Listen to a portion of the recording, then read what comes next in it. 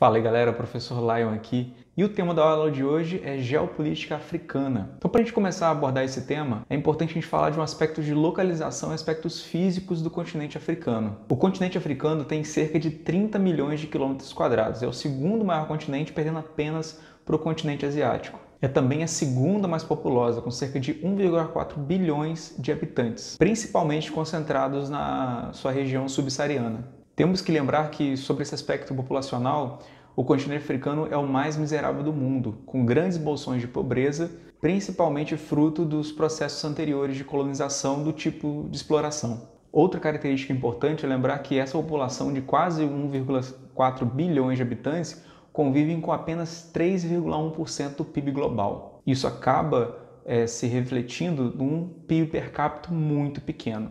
Sem contar que o fato da desigualdade social ser muito grande no continente. Temos que lembrar também da regionalização africana. Geralmente nós dividimos a África em duas grandes regiões. A sua porção norte, chamada de África Setentrional, e a sua porção ao sul, chamada de África Meridional.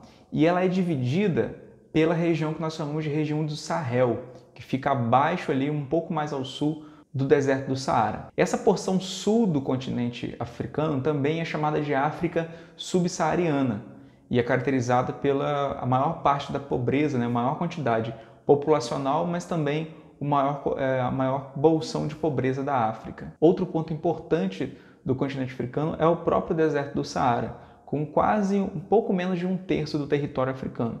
E a sudoeste, o deserto do Kalahari, e outra região árida próxima ali à Namíbia. Outra sub-região africana importante é a região do Maghreb, é a região próxima ali do Estreito de Gibraltar, muito caracterizado pela presença islâmica de povos de cultura islâmica. Outra questão muito presente nessa discussão sobre a África é a questão hidrográfica africana. Então, a África tem várias regiões hidrográficas de densa drenagem, com alguns rios muito importantes, principalmente rios que ajudaram aí a presença europeia ali no século XIX. O rio Nilo, o rio Zambeze, o rio Congo, o rio Níger e o rio Orange. Podemos considerar o período antigo da África até o século VII, onde anterior a esse período não existia uma ausência de Estado, ou seja, as sociedades que existiam ali eram nômades, coletoras, caçadoras, e só veio existir a presença do Estado mesmo a partir do século VII, com a entrada e dominação dos povos árabes. Eles estabeleceram a escravidão, principalmente de cunho mercantil. E é importante lembrar aqui, galera, que sempre que existe escravidão, porque existe algum conflito de interesse comum. Então, onde você tem povos com o mesmo interesse, porém eles brigam entre si. E aí o perdedor ele acaba sendo dominado pelo vencedor, e daí nasce a escravidão. Então, quando a gente entra nessa discussão sobre escravidão, é importante a gente lembrar que, por mais que haja um movimento recente, não deslegitimado por isso, mas um movimento recente falando da escravidão no continente africano e como se fossem os próprios africanos que escravizassem os próprios africanos, é importante a gente lembrar que essa cultura de escravização, sim, realmente existia como cultura. Porém, após o século XVII, com a circunnavegação da África, principalmente feita pelos portugueses, e os portugueses estabelecendo algumas benfeitorias em algumas regiões costeiras, esse estabelecimento de um processo de escravatura mais comercial e de demanda crescente, principalmente para países americanos, isso acabou gerando um aumento da escravização no continente africano. Então, povos que tinham um poderio um pouco maior acabavam sendo incitados a escravizar outros povos para justamente ganharem dinheiro com isso, com os europeus. Então, a crítica que se faz é que essa demanda por escravos gerada pelas potências europeias da época aumentou justamente o número de escravos presentes na África. Então, até antes da presença europeia, essa demanda não era muito grande, era simplesmente existia alguma guerra ali e os perdedores eram escravizados. Porém, então a gente pode considerar um pouco mais orgânico esse movimento de cunho cultural. Agora, após a chegada dos europeus no continente africano, essa demanda se tornou um pouco mais artificial, uma vez que essa demanda era comercial. Bom, no século XIX, com a intensificação do processo de industrialização para além da Inglaterra, né? Então para outras potências europeias também, nós temos um olhar voltado para a África no sentido de um grande continente rico em matérias-primas e como sendo um principal fornecedor dessas matérias-primas. E principalmente porque algumas colônias americanas dessas potências europeias estavam em processo de independência. Então, a partir de 1885, com a Conferência de Berlim, houve o que nós chamamos de partilha da África, onde os países europeus eles acabaram por criar divisas e fronteiras artificiais para delimitar o domínio de cada um, onde cada um poderia explorar. E a Conferência de Berlim acaba por inaugurar o que nós chamamos de neocolonialismo, que vai durar de 1885 até o final da Segunda Guerra Mundial, em 1945, quando várias potências europeias saem enfraquecidas, as duas grandes potências vitoriosas, que são Estados Unidos e União Soviética, acabam incitando no continente vários movimentos nacionalistas, de cunhos nacionalistas,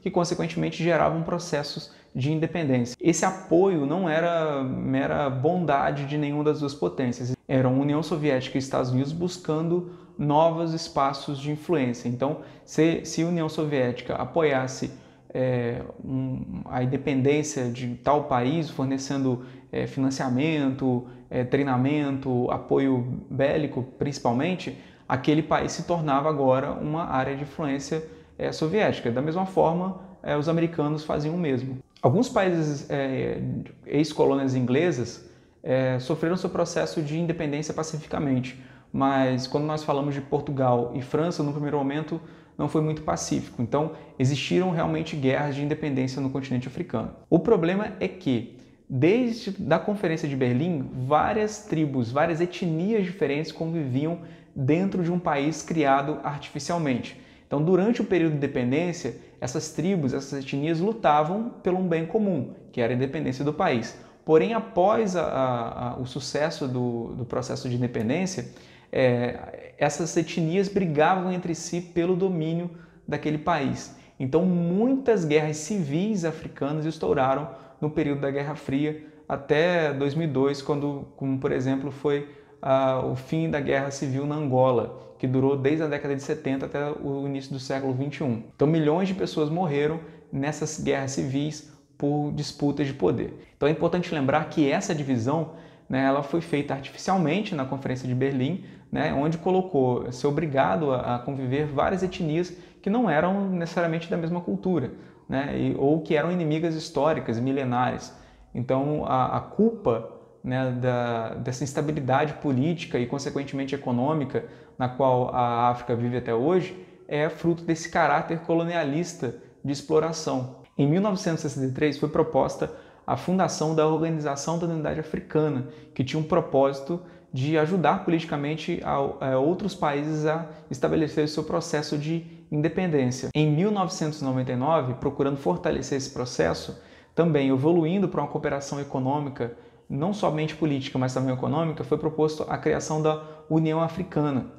E, posteriormente, em 2002, essa organização saiu do papel. E hoje conta com cerca de 53 países, que tem até uma cooperação militar entre eles, para evitar conflitos na região. Porém, do ponto de vista econômico e social, o continente africano ainda é muito problemático. Como eu falei no início, ele é responsável apenas por 3,1% do PIB mundial. Justamente porque a economia africana ela vive de uma economia complementar, ou seja, ela basicamente é fornecedora de matéria-prima para diferentes lugares do mundo.